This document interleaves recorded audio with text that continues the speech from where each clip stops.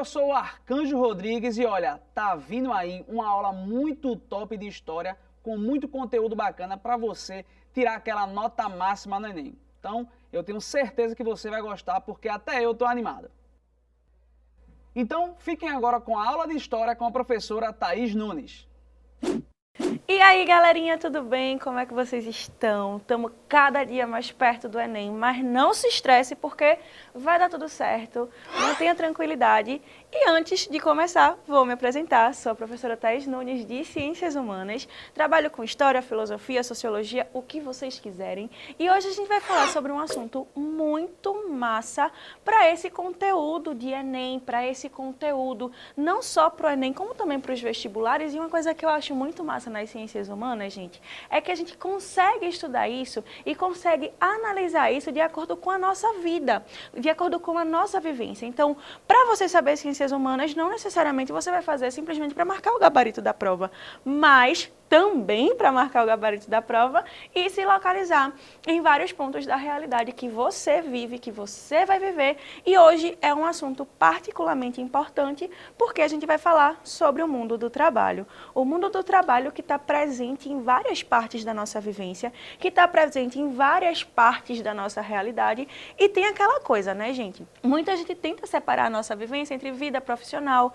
vida pessoal, sendo que no frigir dos ovos, o seu trabalho, quando você começar a trabalhar, quando você sair da faculdade, entrar no mercado de trabalho, vai ocupar de 70% a 80% do seu tempo, sendo otimista, tá? Então, não existe essa diferenciação, é a sua vida independente de qualquer coisa. E por que eu dou essa introdução antes da gente começar a conversar sobre esse assunto que é tão importante? Porque no final das contas, isso vai ser determinante para a sua prova.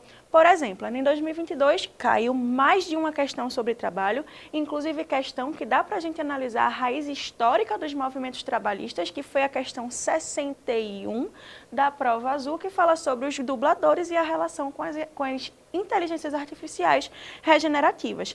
Além dessa questão, também tivemos uma questão que tem até resolução no YouTube do Vai Cair no Enem, que foi sobre os caixeiros viajantes, que foi uma galera, uma ordem, uma sociedade, uma organização de pessoas, uma categoria de trabalho que começou a se envolver, inclusive, com o processo de proclamação da República Brasileira.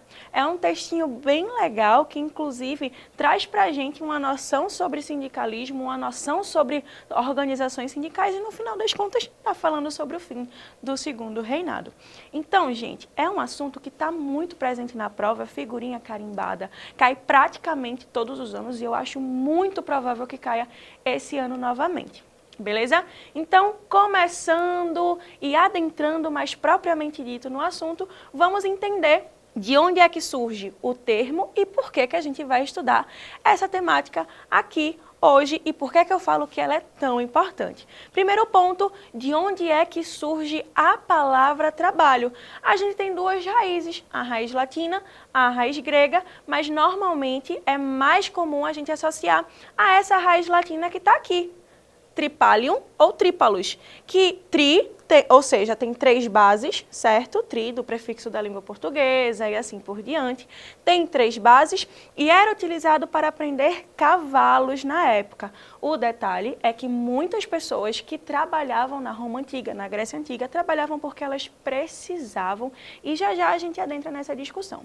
O que eu quero chegar aqui para vocês, minha gente, para falar é que tripalium ou trípalos é considerado, inclusive, um instrumento de tortura, porque era se utilizado também para prender pessoas escravizadas nesse processo.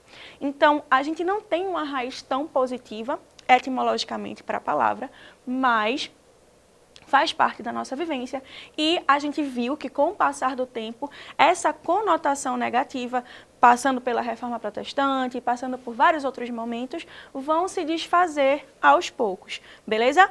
Mas vamos dar prosseguimento à nossa discussão. E eu acho muito importante a gente trazer essa raiz histórica no processo, falando sobre os nossos queridos gregos, galera. Sim, os gregos eram muito importantes e foram muito importantes na noção que a gente tem sobre o que é o ócio, o que é nossa concentração no processo filosófico e no processo político e, consequentemente, quem são os cidadãos e como a gente vai começar a entender as noções do trabalho em vários outros momentos, beleza? Primeiro ponto que eu quero que você tenha na sua mente. Normalmente, a gente vai pensar uma categoria para as pessoas que são cidadãos na Grécia, certo? Mais especificamente, cidadãos em Atenas.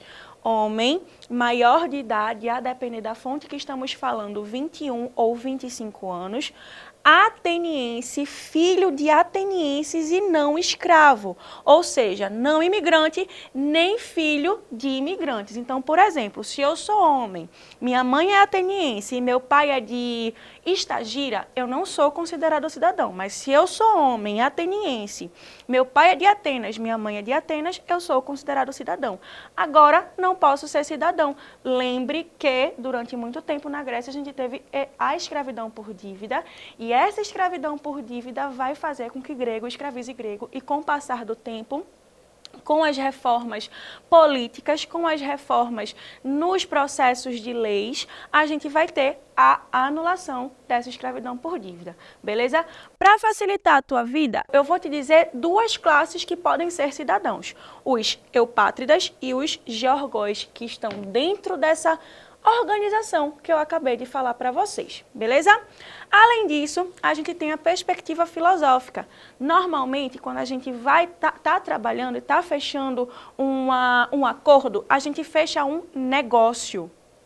Agora, vamos analisar comigo essa palavra, a palavra negócio. Temos um prefixo de negação. Aí você pode até olhar para mim e perguntar: Thaís, isso é aula de história, de ciências humanas ou de português? É importante a gente entender os prefixos e a gente entender a etimologia das palavras, certo? Temos um prefixo de negação, neg, certo? A gente está negando. Mas o que é que a gente está negando? Estamos negando o ócio. Para os gregos, o ócio era extremamente importante, porque era em momentos de ócio que você se dedicava ao processo político e ao processo filosófico, ou seja, era quando você tinha a capacidade de se esclarecer. Se você precisa trabalhar, você está negando o ócio, você está fechando um negócio, você está negando a sua dedicação à filosofia e à política. E isso fez com que durante muito tempo a gente tivesse os processos de oligarquia, oligo pouco, arquia governo, governo dos poucos, e o processo da aristocracia, o governo ou poder dos que eram considerados os melhores, que eram os eupátridas.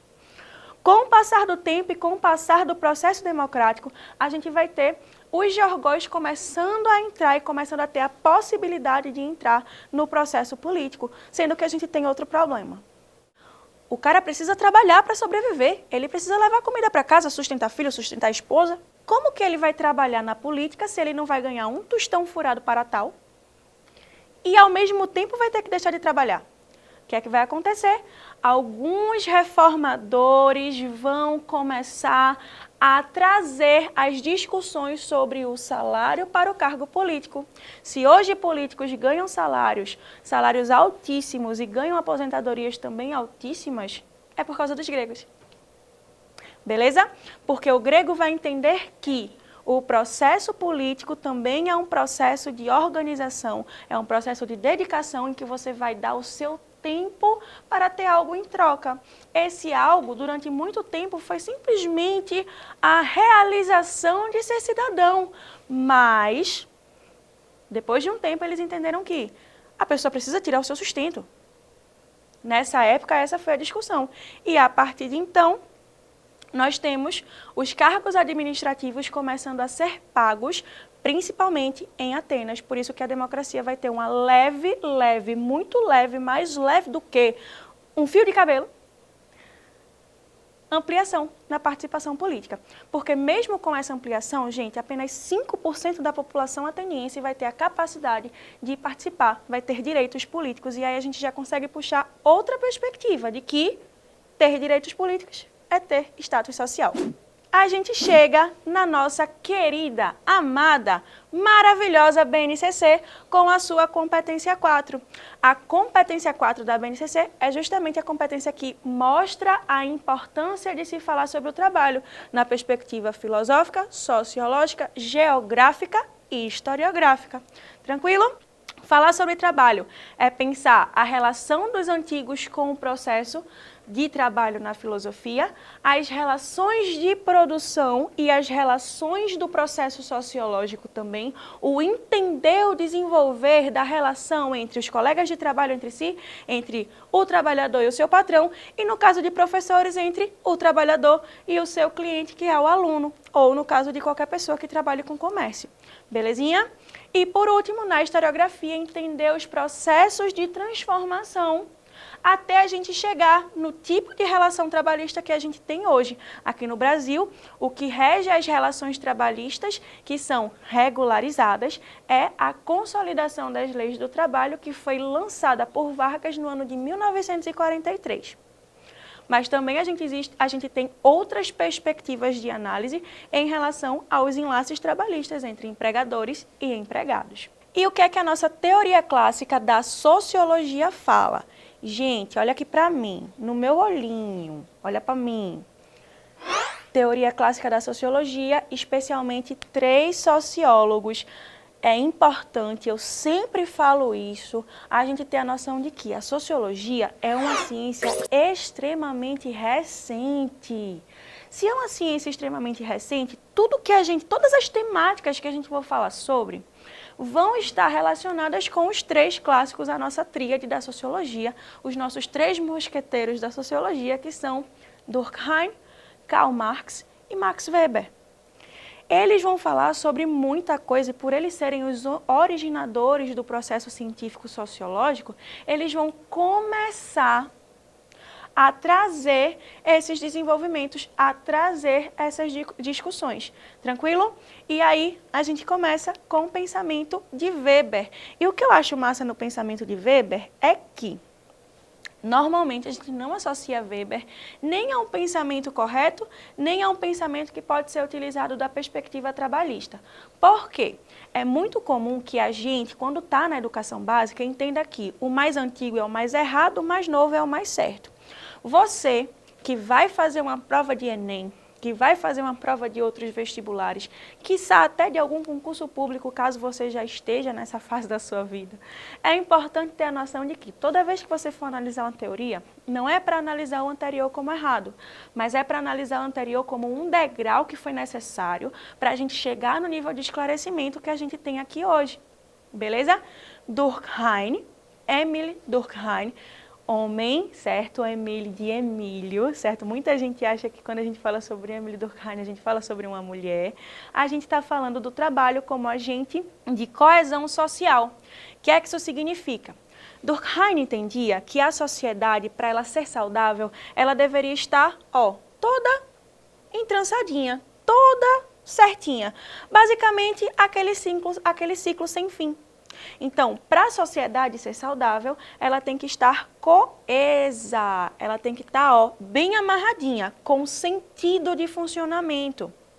Quando a gente fala na competência de coesão, lá da sua redação, a gente fala que o texto tem sentido. Então, a sociedade, para ter sentido, ela tem que estar coesa, certo? Ou seja, não anômica. O conceito de anomia de Durkheim é justamente quando, por exemplo, eu tento soltar, mas não solta, porque meus dedos estão todos juntinhos, certo? Aqui. Se eu solto esses 2, solta com muito mais facilidade. Então, se a gente está falando de uma sociedade que está se organizando, que está com tudo andando certinho, ornando certinho, ela vai se desmantelar bem mais dificilmente. Tranquilo? E aí, vamos lá. Porque o trabalho é entendido como agente de coesão social. Eu, Thaís, sou professora. Eu não detenho todas as competências de todas as profissões que existem no mundo. Semana passada, eu precisei de um médico, por exemplo. Esse médico precisou de um agricultor, porque ele come, ele se alimenta, ele come saladas, ele come, sei lá, vegetais. Ele come pão. Esse agricultor, para fazer com que o produto que ele produz chegue nas suas mesas, precisou de um profissional da logística. Esse profissional da logística precisou de um profissional engenheiro mecânico. Esse engenheiro mecânico precisou de um profissional do design, certo? Que vai desenhar, pintar as coisas bem bonitinhas. Esse designer precisou de um pedreiro que construiu o prédio que ele está trabalhando. E esse pedreiro precisou de de uma outra profissão. O que é que eu estou querendo dizer? Desde o iluminismo, a gente não tem mais o costume de se especializar em várias coisas, de ter vários conhecimentos e várias competências. Desde o iluminismo, existe um processo que a gente chama de hiperespecialização. Logo, em sociedades mais complexas e de solidariedade que a gente chama de orgânica, organicista, organismo, a gente tem uma construção bem mais complexa que todo mundo em algum momento vai se precisar, mesmo sem saber que se precisa. Belezinha? E aí, gente, o que é que vai acontecer? Se a gente está pensando em uma sociedade organicista, a gente não está pensando em uma sociedade, por exemplo, de, sei lá, organização. Não necessariamente agora é organização. A gente está pensando no organismo. Pense as suas células, pense o seu corpo, pense os seus órgãos. Uma pessoa que tem diabetes, o pâncreas não está funcionando como deveria funcionar. E isso vai acarretar outros problemas mais sérios em outras partes do corpo. Se você está com problema renal, você não vai ter o funcionamento, o seu sangue não vai ser filtrado da maneira correta. Então, basicamente é a mesma coisa. Algo parou de funcionar, algo parou de se organizar, a sociedade se desorganiza. Beleza? Esse é o pensamento de Durkheim. Trabalho, agente de coesão social, agente, uma coisa que vai fazer a sociedade fazer sentido. Beleza? O próximo é o nosso querido Weber. Weber, gente, vai ser o primeiro grande embate teórico que Durkheim vai encontrar na sua vida. Primeiro porque ele vai falar que não necessariamente o indivíduo dentro de uma sociedade não vai ter utilidade. O indivíduo dentro da sua sociedade vai ter tanta força de mudança como qualquer outra pessoa e como qualquer outra organização. Mas ele também vai discordar em outras questões. E uma dessas questões é a visão liberal do trabalho. Ou seja, ele vai perceber o trabalho muito mais como uma forma que não precisa de uma interferência do que qualquer outra coisa. Mas a parte mais importante de Weber no pensamento sobre trabalho é o pensamento sobre a ética protestante. Lembre, meu amor, meu querido, meu bem, por favor, não esqueça disso, por favor, por favor. Lembre que quando a gente pensa essa perspectiva, é importante você lembrar que o catolicismo transforma em pecado, certo? Tudo que é lucro, se chama o pecado da usura. Se tudo é de Deus e você não pode vender nada que é divino, então você não pode lucrar. Porque qualquer coisa foi Deus que criou. Se você emprestar dinheiro e quando a pessoa te devolver em juros, você está vendendo tempo. Se você pega a sua plantinha, o seu arroz, o seu alface, o seu morango, o que você produzir e vender, aquilo é de Deus, foi Deus que criou, você não pode vender. E o que é que vai acontecer? Quando surge o calvinismo, e esse calvinismo começa a dizer que o lucro é Deus bendizendo a tua vida e o teu trabalho, os burgueses vão chegar e vão dizer, meu irmão, eu tenho aqui o lado A, que diz que se eu lucrar eu estou pecando. E o lado B, que diz que se eu lucrar eu estou sendo eleito. Não foi uma escolha difícil, minha gente. Os burgueses, principalmente, começaram a aderir ao calvinismo por causa dessa relação que existia com o lucro. Por isso que uma das principais obras de Weber é o espírito do protestantismo e o capitalismo, a formação do capitalismo. Por quê? Esse capitalismo, que é uma perspectiva de acumulação, que vai dar origem ao liberalismo, que vai dar origem ao processo de construção especulativa e assim por diante, vai surgir a partir do momento que o homem europeu vai começar a perceber o quê? Que vai se organizar, que vai começar a crescer a sua fortuna. E por último, mas não menos importante, temos Marx. Eu sei que você, quando faz uma redação e vai fazer a sua citação sobre trabalho, você cita Marx, principalmente. Eu trouxe para você outras duas formas de você citar trabalho e não necessariamente usar apenas Marx. Por que a gente usa principalmente ele? Primeiro porque ele vai falar sobre essa noção, do trabalho ontológico e do trabalho teleológico, beleza? E do trabalho alienado, que são os principais conceitos, principalmente o trabalho ontológico e o trabalho alienado, e também a relação do homem com a natureza. Como assim, Thaís? Para Marx, toda vez que você vai atrás da sua matéria-prima, você vai na natureza buscar para fazer o seu artesanato. Sei lá, você é um marceneiro, você vai lá na floresta, pega o tronco da árvore, vai ver qual é o melhor, qual que está mais saudável, qual que está com a madeira mais bonita, vai mexer lá nas coisas, vai fazer uma porta. E aí, para essa porta ser de boa qualidade, a madeira tem que ser de boa qualidade. Então, você vai chegar, vai preceptar a matéria-prima, vai trabalhar a matéria-prima e vai vender o produto do seu trabalho. Para Marx, uma forma que você tem de se relacionar com a natureza é através do trabalho. E aí a gente vai dividir em três, mas desses três, os principais são o trabalho ontológico e o trabalho alienado, onde a gente consegue entender mais conceitos. O trabalho ontológico tem a ver com a humanização. É aquele trabalho que você faz consciente do que você está fazendo. É aquele trabalho que você faz não necessariamente porque você gosta de fazer, mas porque você sabe os prós e os contras, as coisas boas e as coisas ruins, o que você pode, deve e o que você não pode e não deve e tem consciência de todos os processos. Ou seja, é aquela pessoa que antes de escolher um curso, que antes de escolher uma profissão, vai pesquisar sobre essa profissão para entender direitinho onde ela está se metendo. Esse é o trabalho ontológico, é o trabalho consciente. Temos também o trabalho alienado. Eu vou explicar esse porque acaba que é um pouco mais importante que o trabalho teleológico. O trabalho teleológico tem a ver com as necessidades espirituais. E o trabalho alienado é aquele trabalho que você não tem mais controle dos processos produtivos. Então, é aquele tipo de trabalho que você não vai ter controle de nenhuma das fases, você só vai estar envolvido em uma dessas fases. Sei lá, se eu estou fazendo isso daqui, eu vou só encaixar esse botão. E no final das contas, eu não sei quanto vai valer o produto todo. Se eu não sei quanto vale o produto, por quanto o produto é vendido, eu não sei quanto vale o meu trabalho. Se eu não sei quanto vale o meu trabalho, eu vou aceitar qualquer coisa que o meu empregador quiser me pagar. Você está alienado. Você não tem controle, nem entendimento do que está acontecendo com você. Tranquilo? E aí a gente chega na perspectiva da luta de classes.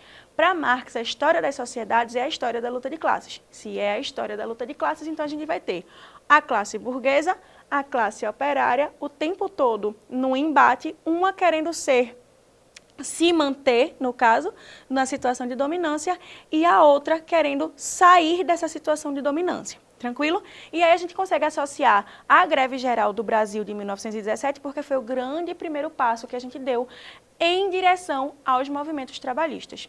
E por último, a gente pensando os contemporâneos, a gente consegue falar sobre a uberização. A uberização, que é o processo de informalização do trabalho, e essa informalização que é muito presente na nossa vida pós-pandemia. Esse conceito de uberização é muito rico para você usar na sua redação, caso você fale sobre trabalho.